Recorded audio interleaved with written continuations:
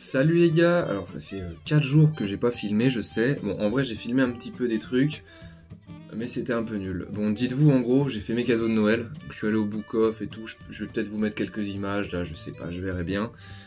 C'était sympa, j'ai mis une journée. J'ai fait tout le Book Off, tout le magasin, mais j'ai tout acheté, tous mes cadeaux, je suis trop content. Et sinon, en fait, après, je sais pas, j'avais plus trop l'envie de sortir loin de chez moi, on va dire. En fait, le réseau ferroviaire de train est cool ici, mais ça fait genre plus de 2 mois et demi, les gars. Tous les jours, je prends le train pendant au moins 1 heure aller, 1 heure retour. Même des fois, c'est plus long pour aller au parc Naruto, là, 2h40 aller et 2h40 retour, avec les bus, les cars. Je sais pas, ça me saoulait un peu de prendre le train. Plus c'est cher les trains, mine de rien, petit à petit, tu payes, genre 2000 yens par jour, l'équivalent de 20 euros de monnaie locale. Tous les jours de train, tu fais ça fois 82 jours, les gars, ça fait un peu chéros, hein, le train. Et puis je sais pas, je pense que sortir tous les jours, en fait quand on est en France, quand on est chez nous, de base en semaine, je sais pas, quelqu'un qui sort 2 fois par semaine, c'est déjà beaucoup je trouve, en vrai. Mais depuis que je suis ici, il y a des semaines, je sors 5 à 6 fois dans la semaine, quoi. Donc c'est vraiment super sportif, quoi. Ça, on sort beaucoup, on se repose jamais. Pour appeler les proches, c'est un peu compliqué en vrai. J'ai pas trop le temps. Avec le montage, galère aussi. Mais rassurez-vous, là, en fait, j'ai juste kiffé. Là, j'ai pris ma Switch, j'ai joué à Pokémon, tu vois. Je me suis régalé, j'ai fait mes lessives, j'ai fait mes petites courses. En vrai, le quotidien rattrape un petit peu le voyage. J'ai vraiment la sensation qu'en fait, au-delà de 2 mois, c'est plus vraiment le voyage comme je le pensais au début. J'ai l'impression que les 2 premiers mois, en moyenne, je pense que c'est peut-être ça vous l'avez peut-être fait à vous aussi si vous êtes parti plusieurs mois à l'étranger. Mais les 2 premiers mois, t'es en mode waouh, de ouf, subjugué, t'as vraiment la sensation d'être en voyage, t'es parti loin, t'es loin de chez toi. Et en fait, à partir de 2 mois, là, j'avais de plus en plus l'impression qu'en fait, c'est comme si c'était chez toi ici, ça change pas, ça change plus grand chose. Tu reprends tes petites habitudes, tu refais ta vie, t'es plus impressionné, moins impressionné de trucs. Le quotidien revient, genre on lève plus la tête quand on marche, on est sur son téléphone comme avant, tu vois. On reprend vraiment nos habitudes de vie. Donc je pense que le mieux à faire, selon moi, je vous conseille, si vous voulez venir au Japon, partez 2 mois en vrai. Partez 2 mois. Parce que peut-être que plus... déjà, il y a le manque des proches aussi qui peut vous toucher, mais j'ai vraiment le sentiment, parce que là, regardez, il y a Kyoto, Nara et Osaka, c'est 3 nouvelles villes que j'avais pas fait quand j'étais à Kyoto, en fait. J'y étais allé vite fait une fois à Kyoto, une journée vite fait. Mais là, il y a tout à voir, et en fait, j'ai la flemme de sortir, quoi, c'est trop bizarre. Bon, après, j'étais à Kyoto, Osaka et Nara, on va retourner à Osaka dans 2 jours, là. Mais c'est un... Je sais pas, moi ça me paraît un peu du coup évident. Après je sais pas ce que vous en pensez, dites-moi dans les commentaires. Et aussi, il me reste 3 jours en gros. Donc là il me reste 3 vidéos à faire, donc je vais les faire. Voilà, 3 jours. Donc là aujourd'hui on va dans les montagnes à côté de chez moi, là j'en parle depuis 3 semaines. Je vais y aller. Après on va faire ma ville, Katano. Ma ville où je suis, en fait, en fait, à force de faire mes courses, là, j'ai fait des petits détours, et je me suis dit, mais en fait, elle est pas trop mal, ma ville, elle est cool. Il y a des petites ruelles, comme Kyoto, vraiment des ruelles où même le scooter, il a du mal à passer et tout, vous voyez, avec des petites maisons traditionnelles, il y a personne. Je me dis, ça peut être sympa de faire, genre, un petit tour, faire le tour de la ville, vous montrer s'il y a des petits temples, trucs comme ça peut être trop bien. Et on va retourner, bien sûr, comme j'avais dit, mon dernier jour, on retourne à Osaka, on charbonne toute la journée à Osaka jusqu'à genre minuit, je sais pas. On fait 8h minuit à Osaka, on se régale, on fait tous les quartiers, en essayant de dépenser le moins possible, genre en mode, on voit ce qu'on peut se faire à Osaka sans dépenser trop d'argent, pour vous donner des conseils, hein, enfin voilà. Et ouais, posez-moi le plus de questions possible. Sur le voyage, sur les prix, sur les tarifs, même les trucs auxquels j'ai déjà répondu, ou même des critiques, je sais pas, dites n'importe quoi.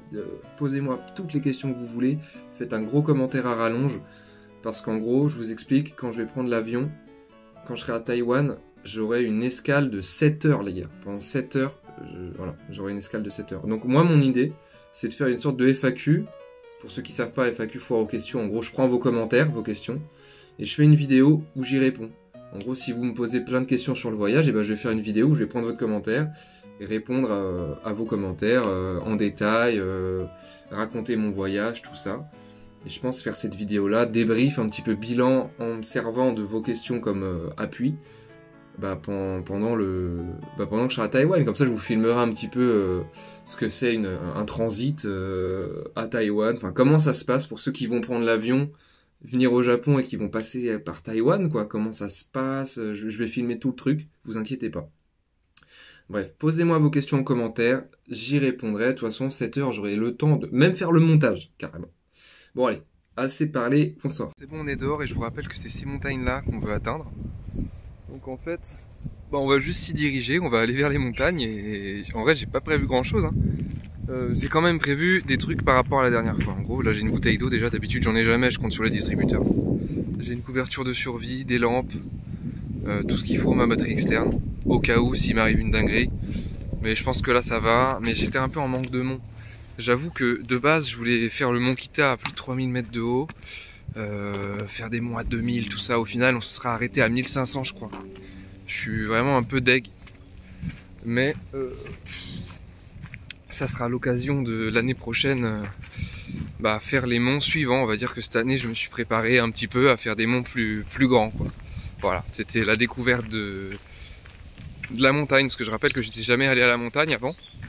Et ça m'a permis de découvrir un peu ce monde. Je suis un peu... Ça fait trop bizarre. À la fois c'est passé vite et en même temps c'est pas passé vite. 82 jours. Là je suis au 79e. C'est incroyable. J'ai vraiment l'impression d'être arrivé il y a un mois. Mais en même temps j'ai l'impression d'avoir toujours été ici. En fait ça fait tellement de temps que je suis là. J'ai l'impression que ça fait un an que je suis là, tu vois. Et que mes proches, je les ai pas vus depuis un an en fait. J'ai l'impression que je les ai toujours vus en visio. Je sais pas si ça vous fait ça des fois quand ça fait plusieurs mois que vous n'avez pas vu quelqu'un. Et là, ça va me faire trop bizarre de revenir en France, hein.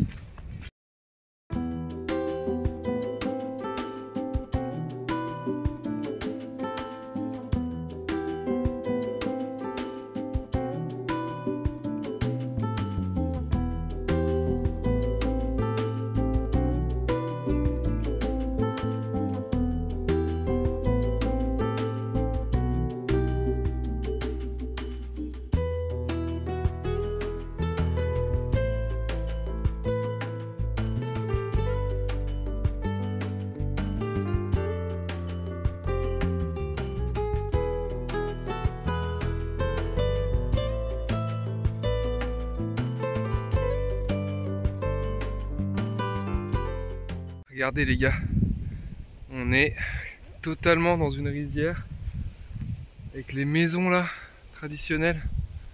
C'est incroyable. En vrai, les montagnes sont vraiment pas hautes, hein. Vraiment pas hautes, même par rapport au Mont Takao, le premier qu'on a fait qui était à 599. C'est vraiment pas haut. Mais je pense que ça peut valoir le coup, c'est la surprise, vraiment. Je me suis pas du tout renseigné. Là, je vais aller dans un chemin. Je sais vraiment pas où ça mène. Je sais pas du tout. Même sur Maps, le chemin n'est même pas marqué, je viens de voir. Donc de toute façon...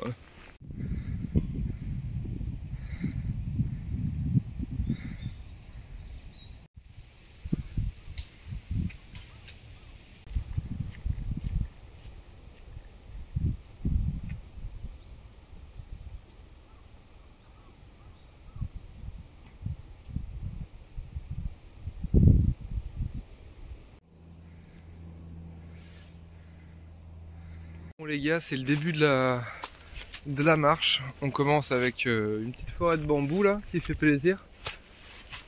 Pour l'instant c'est encore bien urbain. Les escaliers, les marches, il y a beaucoup de feuilles par terre. Voilà. Je me demande ce que ça va donner. J'espère ne pas avoir trop d'araignées. J'aime pas ça. Mais bon.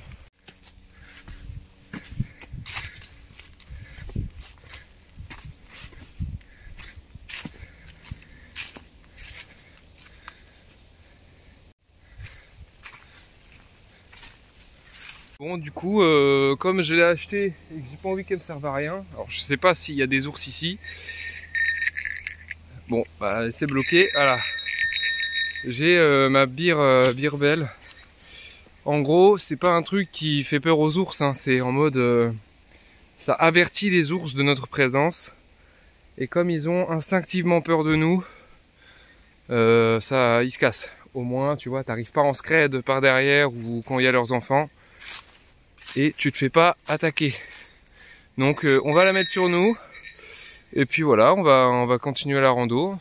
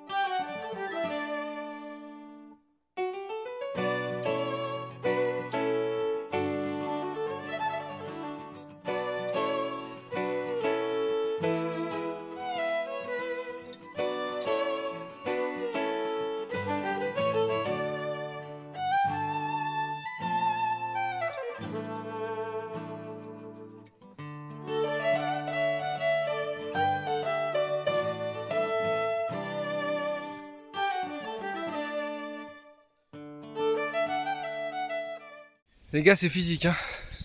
En vrai, je connais pas la hauteur du truc. Je pense que on n'est pas très loin du haut là. Ouh. Mais c'était full montée. Et là, on arrive vers un endroit où il y a que du bambou, forêt de bambou. Mais nous, on va monter par là. On traverse pas la forêt.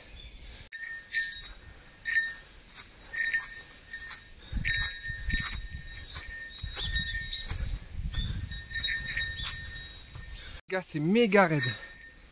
Je sais pas si on se rend compte, mais wow, je galère à monter vraiment là. Ouh. Vraiment, j'espère que la vue en haut vaut le coup. Je vous le dis, prendre le manteau, idée de merde, je suis en sueur, je dégouline. Mais mon manteau, si je le mets autour de ma taille, il va traîner par terre quoi. On vient de monter ça. En vrai, c'est pentu de malade là. Là, c'est plus facile pour monter. C'est mieux.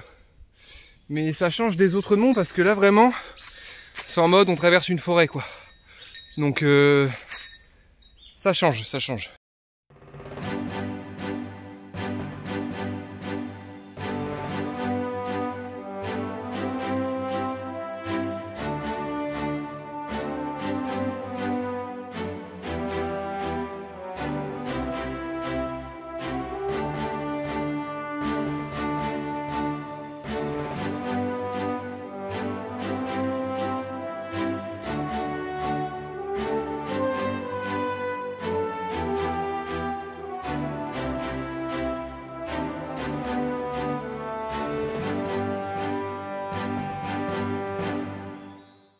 Ça y est les gars, on le voit, 321 mètres. Bah ça doit être le sommet, hein. On est en haut, on n'a pas mis longtemps, on a mis moins d'une heure vraiment. Tranquille, mais c'est juste que genre, le terrain pour monter, c'est pas du goudron, c'est pas une pente raide mais bétonnée. Vraiment, c'est super galère. Ça glisse, c'est de la terre, c'est bancal, il y a des trous. C'est sauvage quoi, donc ça vraiment ça crève encore plus qu'une route droite et plate.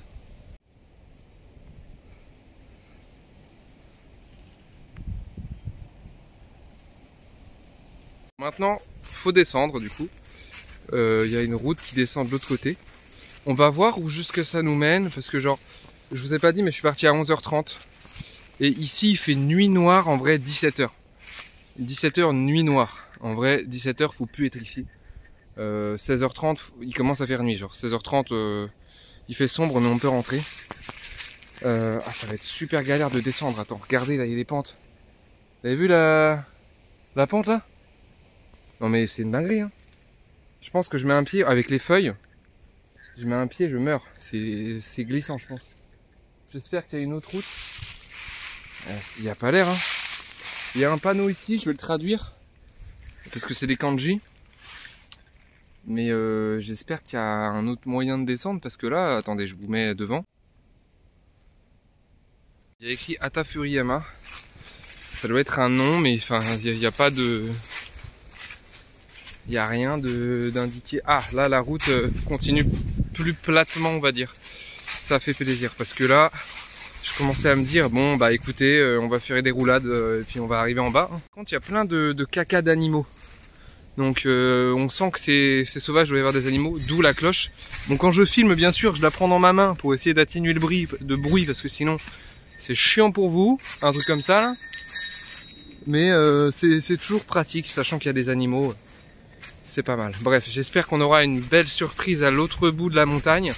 Parce que si jamais il faut tout remonter et redescendre pour rentrer à la maison, un peu le seum. Mais rassurez-vous, là il est à peine midi, il y a le temps. Là, je décide de rebrousser chemin et de retourner. Vous vous rappelez la porte en pierre qu'on avait avant de monter au sommet? Je vais retourner ici, continuer sur le chemin normal. Parce que là, regardez les pentes. Les gars, c'est plus une pente là, c'est un gouffre. Hein. J'ai réussi à descendre une pente comme ça là. Déjà, il va falloir que je la remonte. C'est galère et j'ai l'impression qu'il y a de moins en moins de chemins un peu balisés. Là, c'est vraiment pour les randonneurs XP là. S'enfoncer dans la forêt là, comme ça. Donc, j'ai pas très envie en vrai. Je sais pas si ça va mener à quelque chose. J'ai cheaté, j'ai regardé un peu sur Maps. Si jamais on prend l'autre chemin, on atteint un endroit, vous verrez, ça peut être sympa. Alors que par là, en fait, il n'y a pas de chemin quoi. Genre, c'est pas noté. Donc, bref, là, il est midi 18. On va essayer de retrouver la porte. On va voir en combien de temps on y retourne. C'est parti. Bon les gars, on a mis 8 minutes 19 à descendre. Et j'ai croisé une japonaise qui montait le truc et qui m'a demandé en gros si la route... en fait, on a eu du mal à se comprendre. Parce qu'en gros, bah, comme d'habitude, hein, les Japonais, à part à Tokyo certains, ici, ils parlent pas le moindre mot d'anglais. Genre, je vais vous raconter un truc déjà. Quand j'étais à Bukov pour aller acheter mes cadeaux de Noël, véridique. Le mec ne savait pas dire le chiffre 1. Enfin, il savait pas compter jusqu'à 5 en anglais. Il savait pas, en fait, les chiffres. Il connaissait aucun mot d'anglais. Donc, c'était super compliqué de communiquer. Surtout que, genre, au début, j'arrivais à comprendre un petit peu. Enfin, je comptais avec lui, du coup, en japonais, mais il voulait vraiment pas parler japonais avec moi. Il s'efforçait à pas comprendre ce que je disais. Je sais pas, peut-être que j'avais un mauvais accent, je sais rien. Enfin, je sais compter quand même en japonais, faut pas abuser, tu vois. Mais je pense que vraiment, enfin, c'est le niveau CP compter quand même. Il savait même pas, enfin, il comprenait pas ce que je disais. Genre, je voulais acheter des verres en gros, et en fait, c'était vendu en lot de 5. Donc, j'avais compris ce qu'il m'avait dit. Go, voilà, 5, tu vois. Il m'avait montré le truc, 5, j'avais compris. Donc, je lui dis 7, 5, tu vois, voilà, un truc du genre. Le gars pas compris, il a dû aller chercher, voir s'il y avait les 5 machins, alors que je savais qu'il n'y avait pas. Personne du staff, même les gens de mon âge, ne pouvait dire un mot d'anglais. Il y a un mec de 20 ans qui a sorti son téléphone, Google Traduction. C'était juste pour me dire que, bah, en fait, il y avait 5, c'était vendu en lot de 5. Et j'ai fait yes, ok, hein, je savais, tu vois. Bref, là pareil, la meuf m'a demandé si c'était le haut de la montagne, tu vois. Donc, je dis top, genre top, c'est sommet quoi. Bah non, j'ai fait comme ça, top of the mount, genre mountain. Enfin, t'essaies de trouver des mots quoi quand même, basique. Non, incompréhensible. Ils savent dire thank you quand même, thank you. Mais c'est tout quoi, c'est tout. Genre je répondais machin et bref. C'est super galère. Donc ceux qui disent que les Japonais parlent très bien anglais, c'est une légende qui parle pas anglais. En vrai, vous êtes venus 2 semaines à Tokyo, dans les lieux où c'est ultra touristique et c'est demandé aux vendeurs de savoir parler un minimum anglais, je pense. Ou alors vous avez peut-être de la chance. Mais je vous assure que vraiment c'est 10% des Japonais quoi. Il y a des Japonais bilingues, hein, bien sûr. Mais waouh, il y en a vraiment beaucoup, plus de la moitié de la population qui n'ont même pas le niveau CP.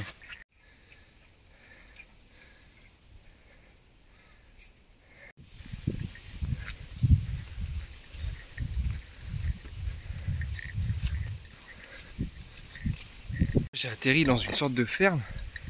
C'est une clairière en fait, ça je crois. Au milieu de la forêt, il y a une plaine. Enfin une plaine. On s'est compris, il n'y a pas d'arbres. On appelle ça une clairière, on est d'accord. Et là, il y a... Bah, c'est des rizières en fait. Hein. C'est clairement des rizières. C'est stylé. Là, ça sent la campagne. Là, c'est vraiment la campagne japonaise. Ça fait plaisir.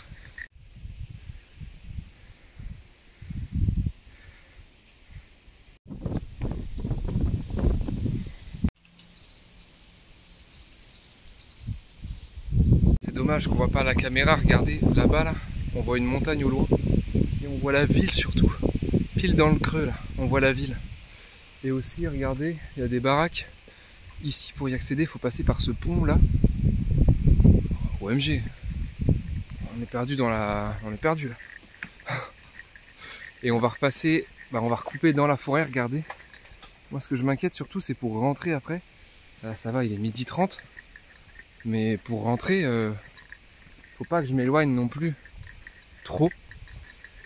Parce que ça va me saouler de... En fait, ce que j'aime pas, c'est pas de marcher ou voilà, j'ai déjà fait ici, vous savez, des journées à 40 ou 45 km, je vous l'ai déjà dit. Mais c'est repasser par le même chemin qui me saoule. J'aime bien faire une boucle. Pas... Enfin, c'est pour ça que les monts, monter et redescendre par le même chemin, c'est chiant. Vraiment. Enfin, c'est pas marrant, quoi.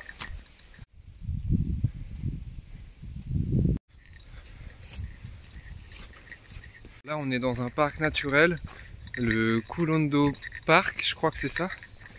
Une forêt d'Osaka. Et ben on va essayer d'aller au bout.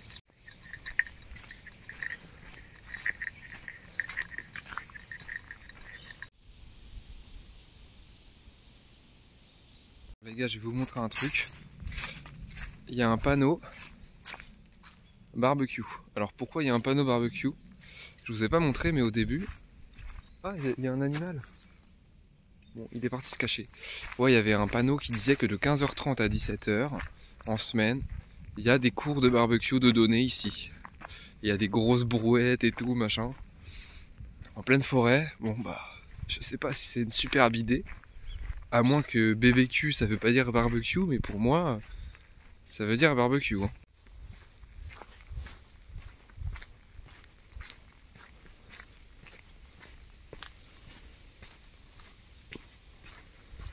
Alors là, je vous mets où je suis sur la carte Maps, mais je vais arriver dans une sorte de village, au milieu des montagnes. Vous avez vu, il y a une seule sortie vers une autoroute, et là, je suis au bout du village, et le bout du village, c'est un rond-point. Mais c'est entre les montagnes, trop stylé. On va voir. En fait, ça change de fou. Je suis passé par Tokyo, je suis passé par Kyoto, Osaka, Nara. Et là, je fais une petite campagne où je suis vraiment tout seul. Je croise une personne par heure. Même les voitures, il n'y en a pas. Vraiment, ça... J'aurais fait tellement de décors différents.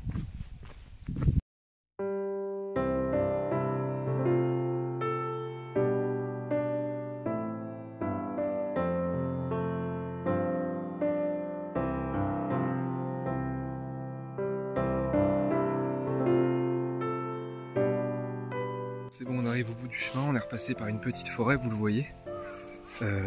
Et normalement, le truc super sympa, c'est bientôt. J'espère vraiment que ça vaut le coup et que c'est beau.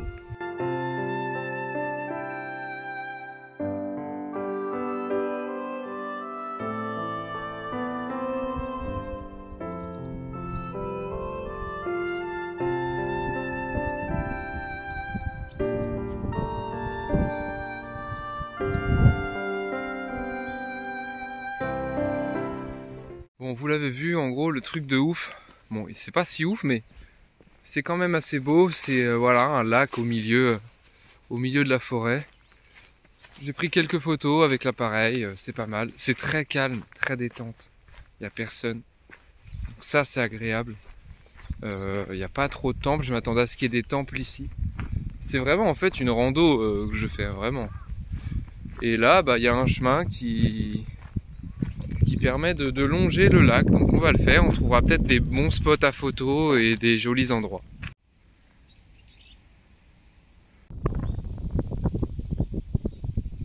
J'ai traversé le lac. Il y a une route qui coupe le lac et elle est neuve. La route est toute neuve, genre. Ça doit pas faire très longtemps que c'est là. Mais ça doit être pratique pour les habitants qu'on a vu tout à l'heure dans le petit village. Est-ce que vous voulez voir une route claquée au sol? Une route inutilisable, vous êtes prêts? Voilà les gars. Même là-bas, il y a un autre tronc.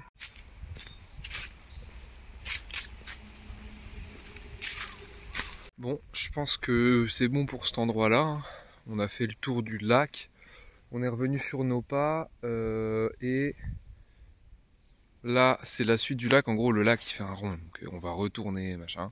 Et ici, si on suit cette route, on va passer par le village où on était passé vite fait tout à l'heure. Mais on est juste passé, on a fait une rue. Là, on peut repasser carrément par le truc, par le village, voir comment c'est. Genre s'il y a un combini dedans, tu vois. En vrai, je suis curieux. Si c'est isolé ou pas. Et ensuite, bah voilà, on rentrera. Là, ça fait plus de 2 heures que je suis sorti. Large même. Le temps de rentrer, 1h30. C'est pas mal.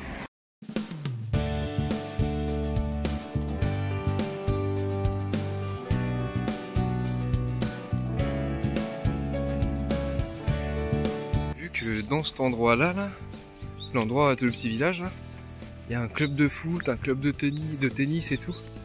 C'est dingue. Alors que vraiment, enfin, c'est perdu. Hein. C'est trop bien.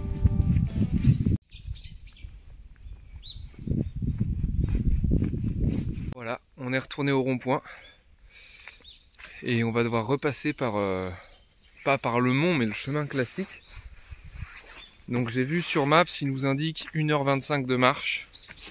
Ça va le faire, je vais arriver vers 15h. En vrai, je vais d'abord m'arrêter aux courses. Faire des petites courses parce que du coup, j'ai pas mangé ce midi en fait.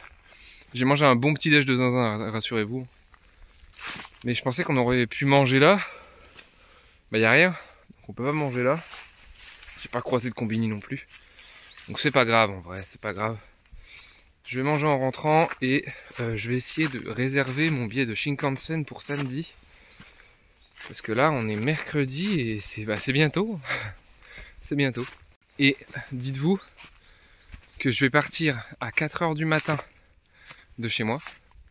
Prendre le premier train à 4h30 en gros. Ensuite, j'ai 3 trains à prendre. Ensuite je prends le Shinkansen. Ensuite je reprends un train. Après je prends l'avion. J'attends 7h à Taïwan. Je reprends l'avion pendant genre 14h. Ensuite je prends le RER, le métro, machin. Je prends un TGV pour rentrer chez moi. Je vais passer 3 jours dans les transports, je pense, en tout. Bref, voilà. Donc j'ai envie de me préparer le mieux possible en achetant mon billet de Shinkansen bien à l'avance. Parce qu'en gros, dites-vous, j'ai pris mon avion retour à Narita. Bah là, je suis dans la préfecture d'Osaka, donc il y a un problème déjà. Il y a un aéroport ici, j'y ai pas pensé. Mais quand j'ai pris l'aller-retour, bah j'ai pris en fait Paris-Tokyo, Tokyo-Paris quoi. Tu vois, j'ai pas pensé, en fait, je sais même pas si c'est possible de prendre un retour différent si tu prends un billet aller-retour. Il aurait peut-être fallu prendre 2 allers simples. Mais le prix, c'est pas les mêmes. Enfin, les prix, c'est pas les mêmes comme ça. Donc je sais pas trop. Et donc là, je vais devoir retraverser le Japon, sachant que mon avion est à 13h. Donc moi, j'aime bien venir 3 heures à l'avance pour les vols internationaux. Quand il y a des bagages en soute et tout, pour être sûr. Même si ici, l'organisation, c'est mieux que Charles de Gaulle, sérieux. Vraiment, Charles de Gaulle, faut vraiment venir 3 heures avant. Et t'es juste, hein. C'est chaud. Mais ouais, avec les petits trains à prendre ici, le Shinkansen, plus les petits trains à prendre à Tokyo, voilà, j'en ai pour vraiment, vraiment beaucoup d'heures. Hein.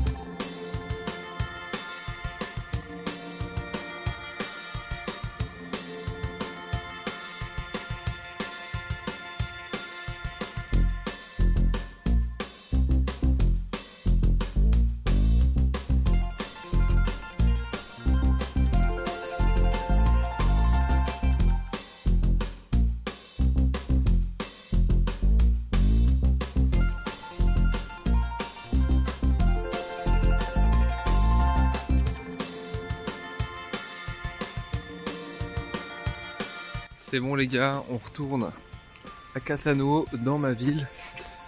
C'est finito. Bon là du coup, comme je vous l'ai dit, je vais faire mes petites courses, je vais continuer ma petite vie, tout ça. J'espère que ça vous aura plu, la vidéo d'aujourd'hui. Vraiment, c'était détente, chill, petite rando. Vraiment, je sais pas, j'ai vraiment la volonté, enfin aujourd'hui j'avais la volonté de vous montrer un truc genre... En fait, tu sais, c'est des randos quoi, c'est pas que Shibuya, que Osaka d'Otonbori, c'est pas que des tours, des gratte-ciel, ou alors Kyoto, où tu sais, c'est des temples et tout. Il y a aussi des endroits où c'est de la rando, tu vois. On peut se balader dans les montagnes, tranquille, mais au calme. Là, il y a une petite porte, ça fait plaisir. Mais voilà, j'espère que ça vous aura plu, et j'essaie vraiment de vous montrer beaucoup, enfin, le plus de visages possible de ce pays. Et là demain on va faire ma petite ville et après-demain Osaka. J'espère que ça vous aura plu en tout cas ces 3 mois de vlog. Voilà, j'ai fait mes courses. J'ai pris des yakisoba pour manger, bref. Moi j'espère du coup, comme je vous ai dit tout à l'heure, que la vidéo vous aura plu. Moi je vais rentrer tranquillement manger et faire le montage et puis je vous dis à demain. Bisous les gars.